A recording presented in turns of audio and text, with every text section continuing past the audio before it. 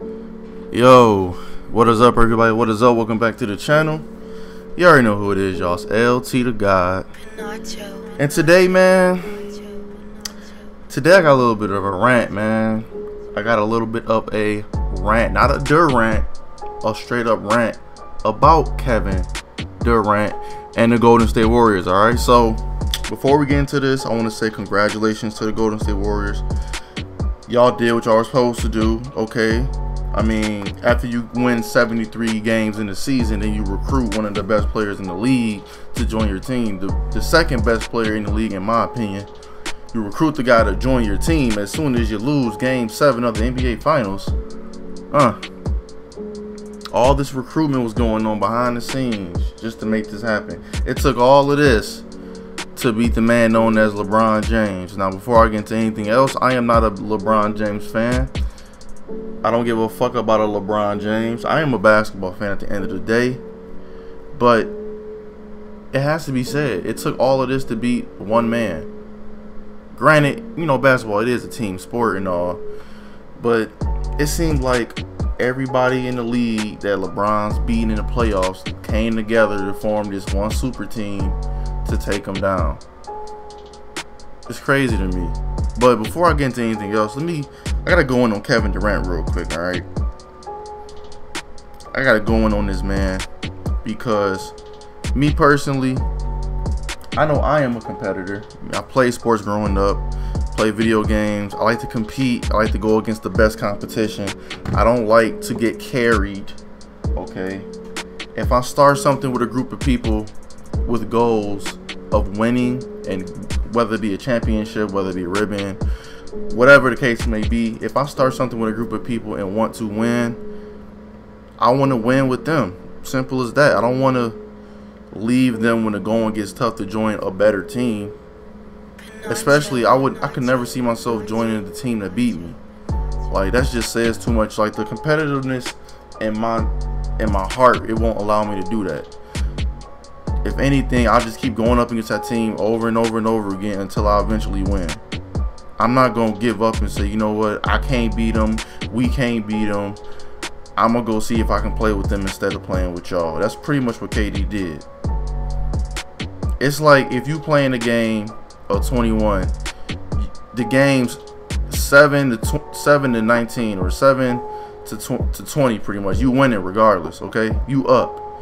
And out of nowhere, the team that has 7 points come back and they score a quick 15. And that gives them 22 points and ultimately gets them to win. And you sitting here like, man, I can't believe we just lost. Fuck that, fuck y'all. I'm about to go join that team instead because they know how to win. What? I mean, you were on the team too. You didn't do nothing to get the win. So how is it our fault? We did as much as we could, just we came up short. Let's play them again, see what happens. Nah, man, I'm going to just go play with them instead, man. I feel like if I play with them, I'll be able to win more. It's like, bruh, these were guys that you've played numerous seasons with. You supposedly had a good bond and friendship with, a brotherhood, and you just up and leave them to go to the team that just beat y'all. Like, that's what people don't understand. That's the biggest thing about this whole thing. If he would have went to any other team in the league, it probably wouldn't have been that big of a deal. But the fact that you went to an all-time great team, and that all-time great team ultimately beat you in the finals, oh, not in the finals, but in the playoffs, you joined them. Like, that just rubs me the wrong way, okay? Now, you got your ring or whatever, you know, congratulations to you for that, but you get no respect for that. I cannot respect a man for hopping on another team's coattails, okay? The team was already established. They've been playing together for years. They literally added KD and Bums and got a chip. And you want me to respect KD for that? He got a ring, got a finals MVP. You want me to respect that, though? Talking about it's the same thing as what LeBron did. Yeah, no. It's the same thing. They both left as free agents and went to a new team. That's it. That's all it is. That's the only similarities you can make. They were both free agents, exercised their options, and went to a new team. That's it. You can't compare anything else. There's nothing else you can compare it to. What KD did is no different than what any other free agent has done in the history of the NBA. They've went to another team. But what made his so different though was not just the fact that he went to a new team. The nigga went to the team that beat him, a team that was already an all-time great team, a team that would win the championship without him and already have. Like, bruh, are you kidding me? And KD literally said, if they would have won last year, I wouldn't have went there. So because they lost, you went there anyways. They damn near won last year. I call bull. If they would have won, he probably still would have won it. He probably still would have won, in all honesty, because they know how to. Because they got a winning team and they all young. So, man, I can't respect it though, man. I could not respect it. It's just, I'm a competitor though. I like to compete. I like to go against the best competition. I mean, granted, being the best always feels good, but when you going against the best to become the best, like that's an all-time great feeling. And Kevin Durant didn't do that. He didn't beat the best. He joined the best team. Now, granted, you can say the Cavs were the best, but he didn't lose to the Cavs. The Warriors did. He personally did not lose to the Cavs. Yes, he lost to LeBron in the finals already, but that was with a whole different team. This man left his team to be able to beat LeBron. LeBron didn't leave his team in order to beat KD. Okay, you get what I'm saying? LeBron left his team because his team was subpar. The all-star that he did play with was only an all-star because he played with LeBron. And I'm talking about Mo Williams. Before Mo Williams played with LeBron, he was not an all-star. Let's get that straight. He was not an all-star. So he left an abysmal Cavs team to join a Miami Heat team that was not already set in stone. It was a team that had to be built, not from the ground up, but it had to be rebuilt. Okay, they had some guys there as a Dwayne Wade, Mario Chalmers, Udonis Haslem. That was like the only 3 people on the team.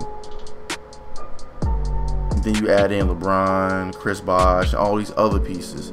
Like, that team was built. That was a manufactured team, bro. They put that shit in the lab and was mixing shit together, trying to figure out how they was gonna make this shit work, and it finally worked. It wasn't well tested though. That's the thing. They didn't get a chance to test it to see just how great it would be. They did all this shit on the fly. That's pretty much the best analogy I can use. This shit, that Miami Heat team, which is made in the lab, just in one take. They just mixed everything together and just threw it out there. They didn't test it or nothing. And I mean, there were some recalls on it and shit. You know what I'm saying? It's like a new car. There was some recalls on it. Some defective units on there, i.e. some players that just did not perform up to par. And the first run of the title, they didn't win because of it. So they regrouped, you know, made some tweaks here and there. And they had a good product come next season. But man, as far as this offseason though, I really cannot wait for the offseason. In all honesty though, playoffs and offseason is probably my favorite part of the NBA season. Primarily the offseason, because you get to see like what teams are going to do good based on some of the moves they make. And one of the moves I really like is, I heard a lot about people were saying Paul George should go to the Cavs. And I was thinking, like, how would they even make that work? Like, are they going to trade Kevin Love or Tristan Thompson in order to get him? Because in all honesty, if they can move one of them, get a Paul George, and get maybe, they got to get another center. Tristan Thompson is not going to cut it long term. The nigga cannot score. He can't score. All he can do is get rebounds, and he's undersized. If they can get somebody that plays like DeAndre Jordan, but can make free throws, the Cavs can win the ship, bro. Along with Paul George, the Cavs can win the ship, bro. The Cavs can win the ship easily. Paul George is cold. Okay, Paul George is cold, bro. Don't disrespect Paul George. The nigga cold. You put him with LeBron, bro, that team would be otherworldly, bro. And in all honesty, you could give, if you trade If you switch J.R. Smith with Danny Green, team gets better too. And Danny Green makes less money. Because Danny Green plays defense and can hit the three. Like, it's all you need when you play with LeBron.